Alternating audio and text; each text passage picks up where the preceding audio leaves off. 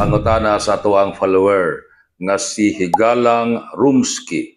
Attorney, pwede nimong ma-discuss ang sumada sa service incentive pay? Sumapa sa Article 95 sa atuang Labor Code.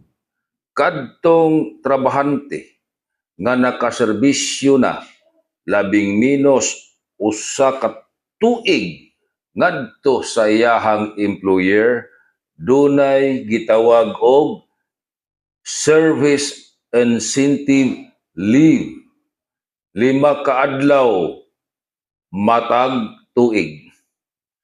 Kanang 5 ka adlaw ug dili gani na maggamit sa empleyado sa iyahang leave, pwede ka na nga i-convert ngadto sa cash.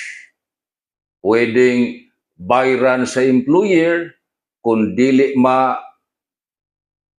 gamit sa empleyado ang mao nga leave, or kadtong mga pundo nga service incentive leave pwede kadtong ma-convert sa cash para sa trabahante kung mawa na siya sa trabaho.